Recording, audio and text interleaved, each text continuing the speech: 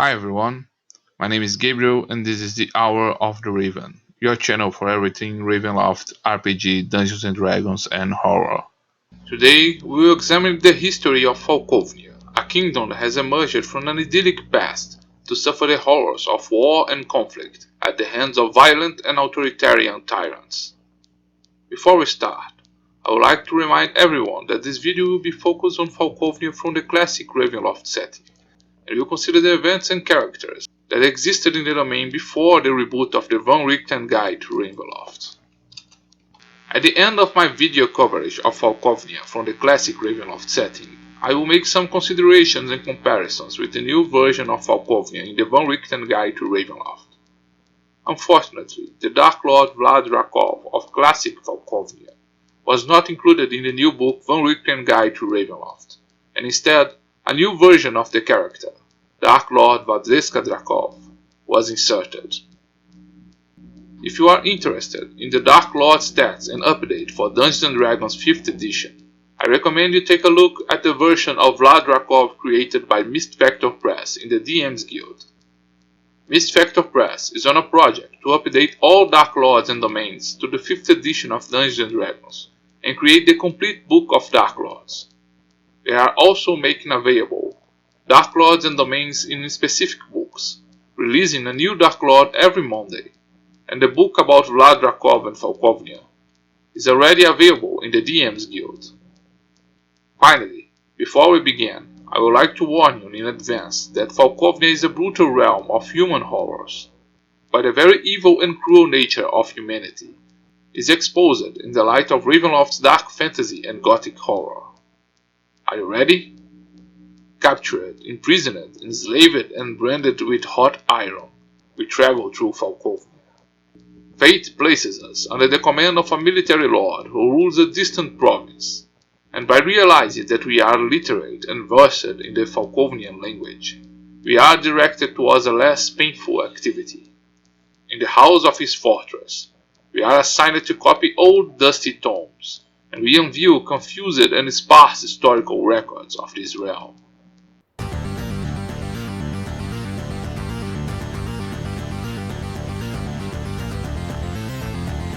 Hour of the Raven.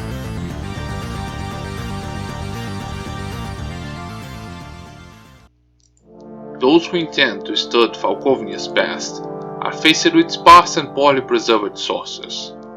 The countless tyrants who have passed the Falkovnian throne have exercised their total control over the kingdom, and many are accused of destroying or altering historical records to propagate a false history that would better justify their rule. Still, some records have survived these attempts to erase and destroy the past, and shed some light on the remote past of these lands. One of the oldest records we can find is the book Silber Codexes, written by Zed Skrying, and it tells about the age of the Silver Kingdoms. In the preserved fragments of this volume, it's possible to unveil that the lands of Falkovnia once belonged to a great empire, which united 12 distinct kingdoms.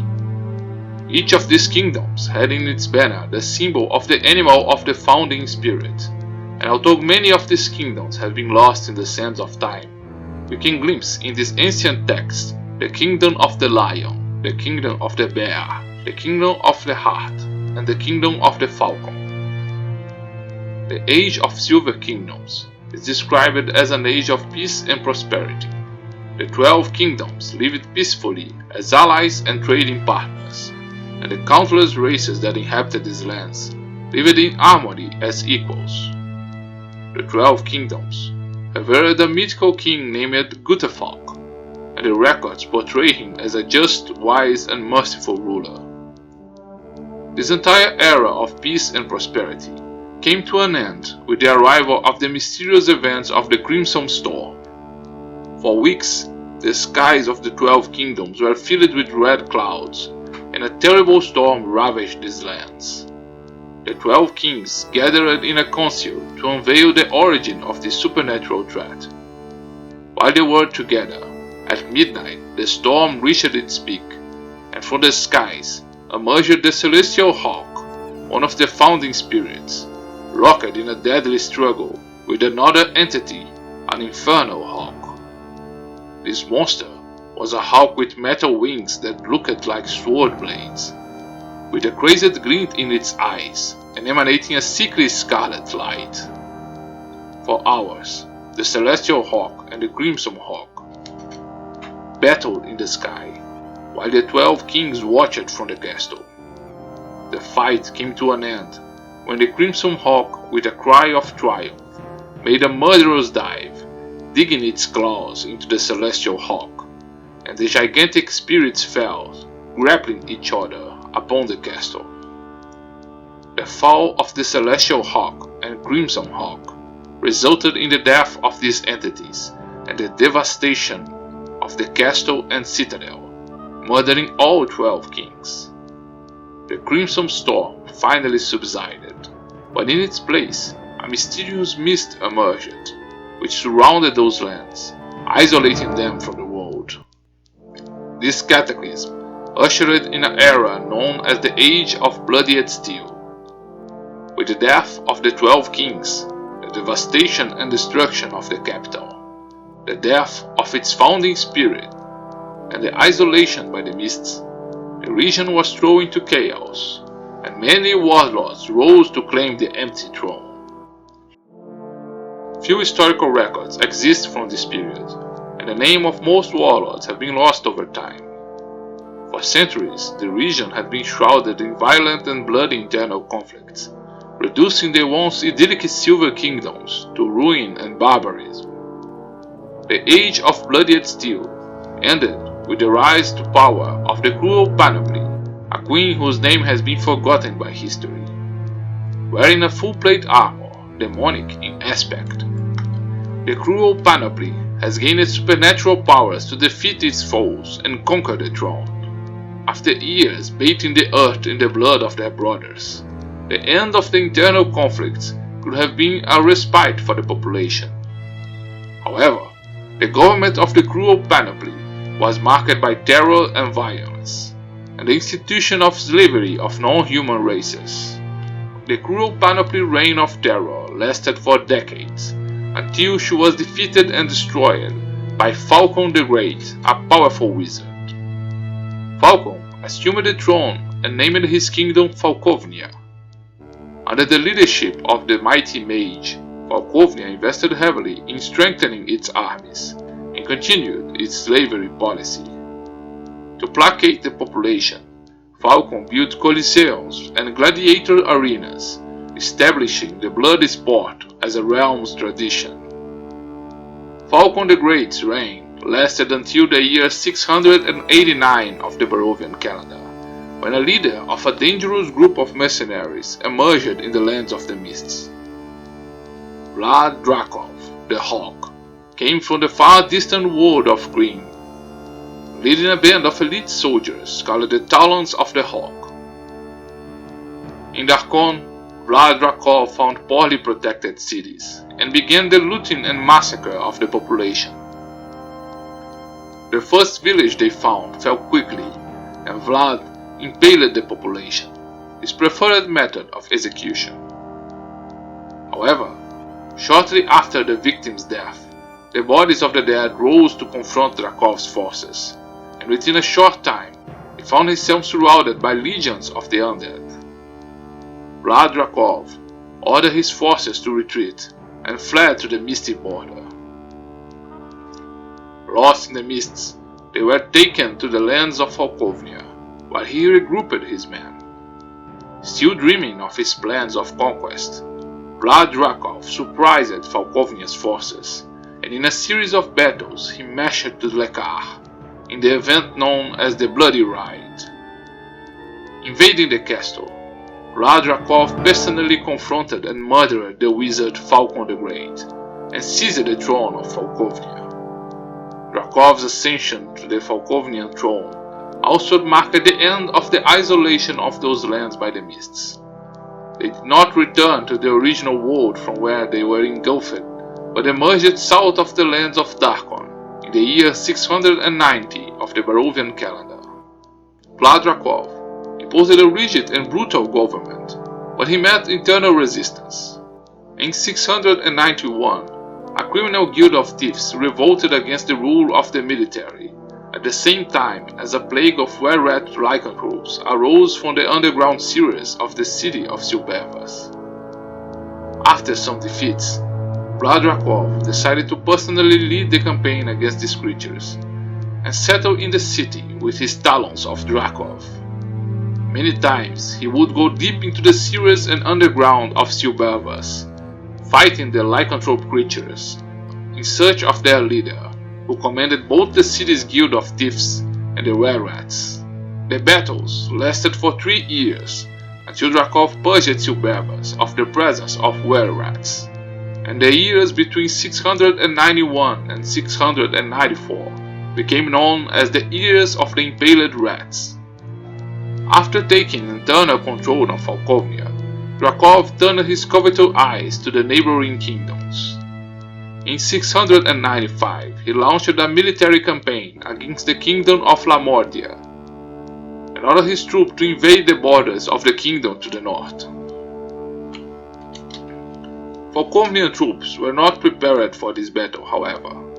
To invade Lamordia, they needed to overcome the mountain range known as the Sleeping Beast, face the rigors of the Lamordian winter, and face better equipped soldiers with blunderbusses defending the borders. The Winter War, as it became known, ended in 696, with the retreat of Falkovnian forces. Interestingly, Lamordia was to become one of Falkovnia's few allied kingdoms, and in 703, von Albecker and Dracov signed a non-aggression and trade treaty. In the year 700, Vlad Dracov began a major military campaign against the kingdom of Darkon. Coveting the great kingdom of Azarin Rex, he gathered his army in Stagengard and ordered their march through the Forest of Shadows to invade and conquer those lands. The first Dead Man campaign ended in tragedy for Falkovnian armies. Before conquering any outposts, orders of undead rose from the graveyards to confront Darkov's forces. Although they gave fierce battle to the undead forces, each soldier who fell in combat rose again against his comrades, and the armies had to retreat. After a year of a disastrous campaign, Dracov ordered his forces to return to Falkovnia. The bitter aftertaste of defeat infuriated Vlad Dracov, and in 704, after reinforcing his army with superior weaponry from Lamordia, he began the second assault of the Dead Man's campaign. Once again, the Undead Legion proved to be a too powerful rival to Dracov's army, and they had to retreat hastily. Vlad Drakov's fury with his soldiers was appeased only by impaling those he held responsible for the failure, with their weakness and cowardice. Believing that he had purged his army of the weaklings, he reinforced his troops and launched a new military campaign. Believing that the rich kingdom of Burka was poorly defended and had a weak leader in Camille Boritsi, he invaded the lands of Burka in 706. Although he encountered little military resistance invading Burka, the campaign ended in a tragedy known as the Widow Massacre, when spies from Burka poisoned the water of the army, and all soldiers died from a potent toxin. Only one soldier returned, seized by a potent poison, to die as soon as he came in the presence of Vlad Dracov, as a message of Camille Boritsi. In 707, the lands of Demoliu were unveiled by the mists, and Vlad Dracov, destined for military conquest, ordered these new lands to be annexed to Falkovnia. The annexation of Demoliu was a bloody campaign, and Drakov's forces managed to penetrate the territory of the neighboring nation. However, Falkovnia's armies, too numerous and well-trained, were technologically backward, and faced the muskets and cannons of Demoliu's forces. Despite this, reports point out that Falkovnia armies seemed to be on the verge of victory when some soldiers inexplicably and abruptly surrendered and betrayed the Falkovnian forces, revealing to the Demonli armies the position of their reinforcements, and the Falkovnian soldiers were finally defeated. With the emergence of numerous lands in the core, the Ministry of Commerce and the Ministry of Intelligence suggested to Vlad Drakov a different approach. Countless merchants and military were sent to different kingdoms to establish trading enclaves. These trading posts and embassies were then for infiltrating soldiers and spies in neighboring kingdoms, and most of these trading enclaves were rejected or repelled by the already suspicious and resentful neighbors of Falkovnia. In 709, one of these groups of ambassadors and merchants was expelled from the city of Skald in Kartakas, and Drakov ordered them to remain in the sparsely defended realm, building a palisade and fortification in a foreign territory. Falkovnian soldiers built a small fort on the Crimson Road in order to control the region's commerce. One night, one of the doors of this fort was mysteriously left open and unguarded, and dire wolves and wolfwares, commanded by Harkon Lucas, invaded the site, attacking and murdering the Falkovnian soldiers as they slept. In 711, Vlad Drakov decided to attempt a new invasion of Darkon, in the third assault of the Dead Man campaign, and once again, despite all their military planning, the Falkovnian armies were defeated by the undead horde raised by Azani Rex. The warlord collected defeats, and in 716, Falkovnia attacked the lands of Rishmulon. The advance of their forces was repelled by the inhabitants of Rishmulon, led by the powerful Rainier clan. In 719, Drakov turned his attention to the lands of Gehenna, seeking to overthrow the theocracy that ruled those lands. Their invasion attempt faced many challenges while crossing the Balinok mountain range, fighting strange warped men of beastly aspect and the fanatical clerics of Zakata. Despite entering enemy territory, they faced shortage of supplies and starvation in those desolate lands, and had to retreat. After successive defeats, Drakov carried out his best planned attack against Darkon. Since the defeat in 711, Drakov was developing a strategy to finally conquer the kingdom of Darkon and defeat the undead hordes. In 722, he launched a massive campaign against Darkon, the fourth assault of the Dead Man campaign. Once again, all Drakov's planning was defeated by the relentless and growing hordes of Darkon's undead. After yet another failure, Drakov carried out a new purge among his allies, impaling those he considered weak and responsible for the defeat. Nothing, however, seemed to appease Drakov's desire for conquest. In 724, Drakov launched the Executioner's campaign against Demonli and Rishmulon, but found his neighbors well prepared against his advances. After the unveiling by the mists of the kingdom of Dorvinia, a land rich in mineral resources, Drakov began planning a new attack. Despite rumors that the ruler of those lands, Ivan de Liznia, would be willing to become an ally of Falkovnia, Drakov had no desire for alliances and decided to conquer Dorvinia by force. His campaign reached the capital of Lichburg, and soldiers ravaged the city. The Golden Claw massacre ended with the death of hundreds in the city, but before the soldiers could gather their loot, they began to fall, victims of a powerful poison. Ivan de Liznia claimed that he had disguised himself as a Falkovnian soldier, and amidst the enemy army, he spread a poison so potent that the mere touch of their victim's body was fatal, and they had to be incinerated where they fell. These constant military invasions and campaigns by Vlad Drakov made their neighbors organize against this common enemy. The kingdoms of Demonli, Mordant, Rishmulon, Borka, and Dorvinia signed an alliance of mutual protection against Falkovnia through the Treaty of the Four Towers. After this alliance of his neighbors to the south, Drakov did not attempt further advances against these nations. Around the year 730 of the Barovian calendar, a Falkovnian commercial enclave arrived in Invidia, one of Falkovnia's many attempts to expand its area of influence and establish spies and military forces in neighboring kingdoms.